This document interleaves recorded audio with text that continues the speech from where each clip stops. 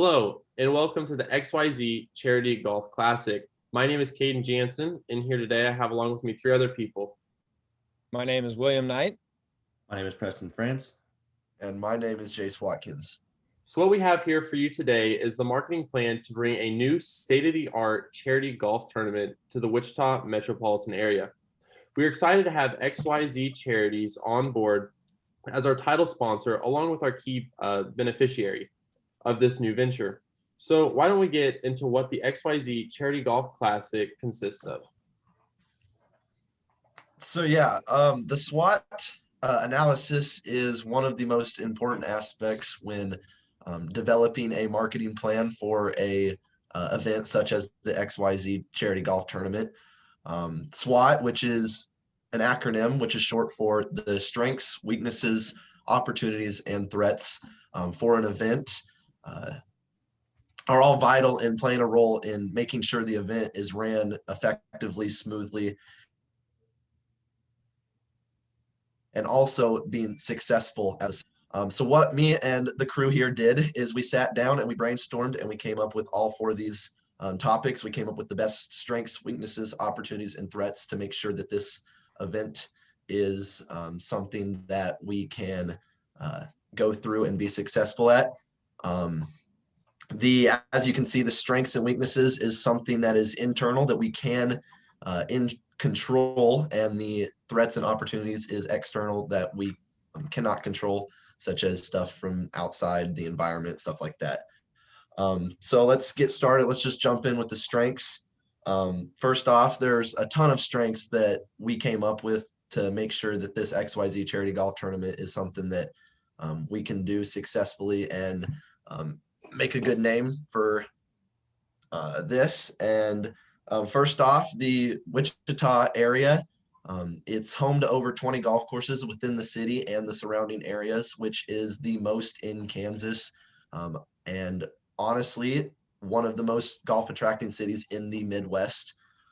Most people in the Midwest like golf because there aren't like a lot of different types of, let's say, like hockey and swimming and stuff like that. Like there's not a lot to do here in the Midwest. So everyone here does like golf.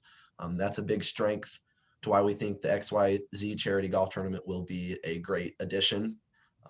It's also centrally located here in the United States. Kansas is. So people from all over the Midwest, even West Coast, East Coast, will travel here to Wichita, which will bring in a ton of revenue, boost our economy for small businesses, stuff like that around the city. Another strength is the proceeds will be donated to charity that will give back to the community. It's always nice to see people come out and get together. It'll bring the Wichita community closer together to be able to come out and give back to a charity, to give back to the less fortunate. Another strength is Wichita isn't a huge market city, I should say. We don't have a ton of, you can say it's professional sport. The Wichita Wind Surge, it's a minor league baseball team, but we don't have any professional sports here in Wichita. So bringing the XYZ Charity Golf Classic will make it more popular here in Wichita and put us on the map for many more decades to come, for people to come back and hopefully play in this tournament again. Yeah, and going into that with our weaknesses, like Jason touched on before, Wichita being in Kansas, which is central to the United States, being the largest largest city in Kansas. Sorry about that. There's not a very big sports market here. The only sports that they really have here are really any of the athletics at Wichita State University, or even the minor league hockey team, which is Wichita Thunder, or even the Wichita Open. But just one of the big downfalls of this city is just that it doesn't have really big sports market, and bringing a golf tournament can be high risk, high reward type thing, with golf being a unique and expensive sport that not a lot of people are really into. It's a very distinct group of people that are going to be attending it.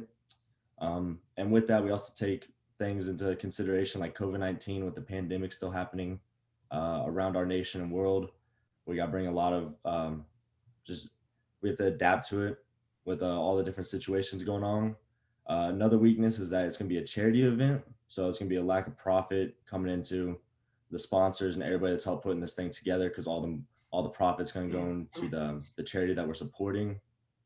With that, another thing that could happen is just there's other events happening at the same time that we're hosting this event, other charity golf tournaments, just other sporting events happening, whether that's Wichita State baseball, softball, Wichita Thunder, Wind Surge, and so on. So it's just there's a lot of weaknesses, but the strengths really outweigh the weaknesses in this opportunity here.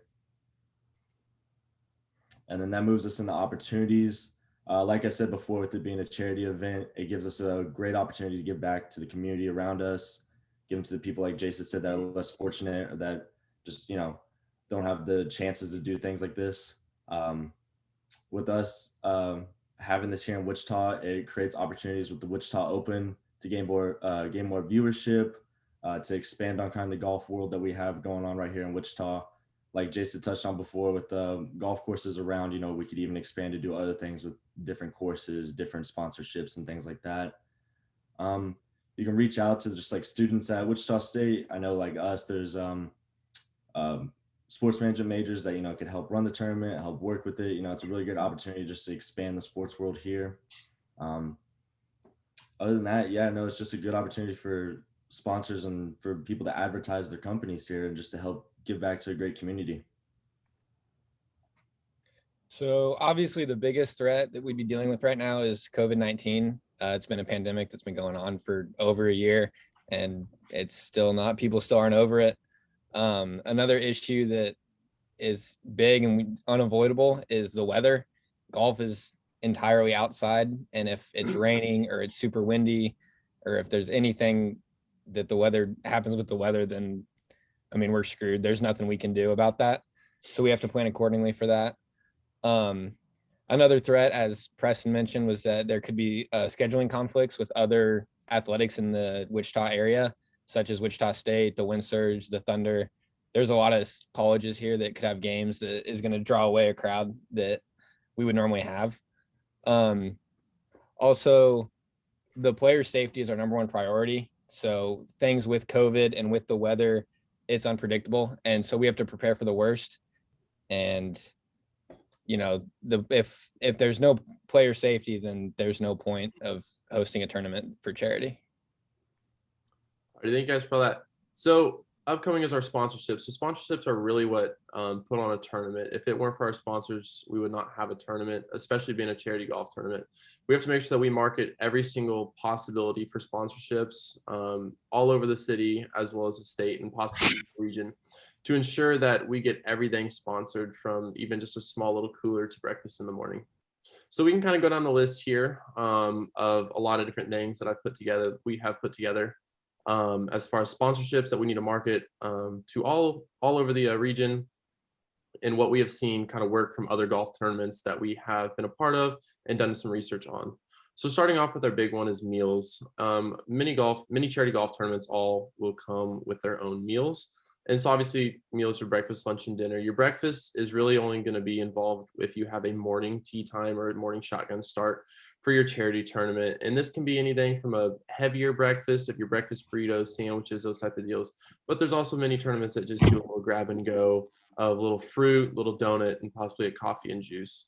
Lunch is going to be one that's involved with pretty much every single tournament, no matter if it's a morning start or an afternoon start. It's just a matter of if they get the meal before or after their round. So for your morning times, obviously have lunch afterwards, typically being a little heavier meal. And then for your afternoon tea times, you'll have lunch, and typically it's a grab and go sandwich type of meal. And then for your dinner, it's either heavy hors d'oeuvres, or sometimes it can be a nicer dinner depending on the tournament. Just anything from, some tournaments will do steak dinners to other tournaments will just do little wonton tacos and heavy hors d'oeuvres like that. So the next up is all of our gifts. And so that's going to be player gift bags and other giveaways. So if you want to run a good charity golf tournament and you want to have a good look for yourself, you want to give out player gift bags. These can be anything that sponsors will give, as far as little hats or things that they have like that, to anywhere, maybe golf balls, golf tees, gloves, those type of deals that the players will really use during their round, not something that they'll throw in the back of their cart and never look at again. So drinks are a big one, along with meals. Obviously, we all know it. You can't have a charity golf tournament without your drinks. And we're not talking your Gatorade and water. You do need that type of stuff, but also much included is your alcoholic beverages. So you're going to have, first you're going to have a lot of your beverage carts and things like that are obviously everyone knows about, that drive around on the courses and everything like that. But we're going to start off with your cart cooler. This is going to be a cooler that goes around on your golf cart. That's a great one that you can have little koozies or things like that are marketed to a specific sponsor. Those will be on every golf cart prior to the round. Your beverage cart, obviously you have people driving around carts that have coolers and snack bars on them. And those people will just give out snacks and drinks during the round. You're also going to want to have stationary coolers. These are typically just going to have your water, pop, Gatorade type of deals in there. They will just sit on the tee boxes every few holes or whatever, and people can just go in there. Along with little things like that, if it is in the heat of the summer, do recommend having little cooling towels, little ice down cooling towels that are out there. And then one big hit that we have seen at many different tournaments is having something like a margarita stand. So I know a couple of tournaments that I've been a part of in the past have had Margaritaville on the 7th hole. We have a local Mexican restaurant come in and serve margaritas to all our guests, and especially on a hot July day, there's nothing beats them than a frozen margarita. So next up is going to be a lot of our signage. This is going to be signage around the clubhouse, anywhere our name is, as well as our sponsors' names that we need to make sure that we have out there, really to bring the whole marketing thing together. So clubhouse signs are going to include different things like your bag drops, welcome signs, those type of deals. And then your practice facility, you can also sell us different sponsorships as far as, this is so-and-so's practice green or the driving range, of getting a sponsor to sell those. As well as tee signs. Every tee on the course will have some sort of signs basically saying that this company here sponsors this holes, and some of those companies will also be included that they bought a cooler or something like that, and so their signs will be out there too. And the biggest one on signage is going to be a printing. You'll want to partner with, we'll definitely have to partner with a local sign company in which we will basically do trade. They'll get a team in our tournament, we'll get signs, and we'll likely have to pay the difference depending on the value of how many signs we get. So next up, we'll talk about securing. So we came up with 3 main things for securing sponsors. The first one is that Jace mentioned earlier, the Wichita area is home to over 20 golf courses. So it's very like golf centered city. So a lot of people looking to sponsor an event would say, hey, this is a big Midwest city, states like Nebraska, Missouri, Oklahoma, Colorado, close surrounding states. And Wichita is pretty centralized in Kansas. It's a good opportunity for them to get their foot in the door with sponsoring an event. Also, giving back to the community is something that can help a lot of sponsors get their name out there and be recognized. Also, COVID-19 has put a hold on many events. So this might be one of the first times that businesses are able to like get their foot in the door or sponsor a team or tournament. And because it hasn't happened in over a year, big tournaments, everything's been kind of put on hold. So our event would allow businesses to get back, in the market. So kind of going off our sponsorships are going to be our giveaways and promotions. These are all going to be things that are kind of done around, sorry about that, around sponsorships and other things like that. So let's kind of go down the list. Of a hole-in-one sponsor, there's many companies that will basically sell hole-in-one insurance. You can purchase it through them, and then you can give away your $10,000 prizes, your cars, your fancy jewelry, your trips, all those type of deals that basically you pay insurance, and if it does happen, that company will pay the prize. There's also simple ones that happen at many different tournaments, like closest to the pin, as far as just on a par 3 of the closest person that gets the shot to the pin will win a prize at the end. Longest drive, this will typically be on a straighter hole, where you have an open fairway. Many people will hit driver, so the longest drive on that one, have them for both male and female. Then there's also things called money balls. People can buy a little ball that then allows an extra golf ball that then allows them for a 5th shot anytime during the tournament. Mulligans, obviously, that's a no-brainer. Many of them even just come with mulligans. If every player gets a couple mulligans in case they mess up a shot and need to redo it. Raffle prizes, raffle tickets can either be sold or just given to the other people, and then raffles at the end. And then winner prizes as far as if you flight it or just your top people in the tournament. And then top 3 or whatever will get a prize. And then your giveaways, like we had kind of talked about before, player gift bags and other things like that. So the sign up, we're going to try to make it as simple as possible. And I mean, that's what people want. No one wants a complicated way to sign up. The online sign up platform, pretty basic. You put in, your name, your email. We're not going to ask for people's social security or anything like that. It's going to be super basic. You'll just register by yourself online, or you can show up and register there. There's different payment options: online, mail, cash, or check at the office when you get to the tournament. And the goal of the sign up is to make it as easy for the players as possible and for the fans, because no one wants to make it complicated. So going into the pricing, there's a lot of different factors that can help decide like what the pricing will be for the tournament. Like, for example, what is given out at the tournament for giveaways and prizes, like Caden was saying, the course that it is located on, that's always a big factor. And there's also many other factors that play into us setting the price for the tournament. In the Wichita, Kansas area, most of the charity golf tournaments that I know of have a team entry of anywhere from $500 to $1,000. So individuals would be adjusted accordingly to account for a quarter of the price. Pricing can be for like the giveaways and promotions. So anything like that, we will make sure to price it at what we got it, maybe even a little more, mark it up just a little bit.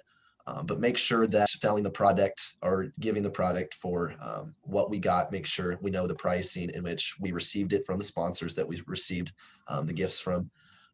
The XYZ charity and the charity, all the charities that we will be going through will receive all of our net profits from this tournament until after the fees are taken out. And this number can vary on a wide scale depending on the crowd that we bring in. Hopefully we can bring in a lot of people with it being a very heavy golf related industry here in Wichita. But the first step we need to do is find the right crowd so we can begin the pricing steps. Yeah, and just to wrap it all up, taking all this into consideration about the XYZ Charity Golf Classic, we looked in depth with SWAT. Each one of those sponsorships, giveaways, signed some pricing. With SWAT, just the strengths and opportunities really outweigh the weakness and threats. Just the chance for just having fun playing golf and making money for a good cause is just a positive for our city and our community, and just a positive for our sponsorships and anybody that wants to just get involved with it. Along with sponsorships, like I was saying, it's just it looks good for them, helping go towards something that is like such a good cause, which charity we're doing. Same with giveaways and promotions, making it just like making the atmosphere more fun, giveaways to the players, the fans, and yeah, just things like that. Along with sign up just being, easy for players, fans, and anybody that's trying to promote our tournament. And then pricing just being, just a normal pricing that you do for any normal charity golf event, just not being too high up there. But yeah. Thank you. Thank you. You.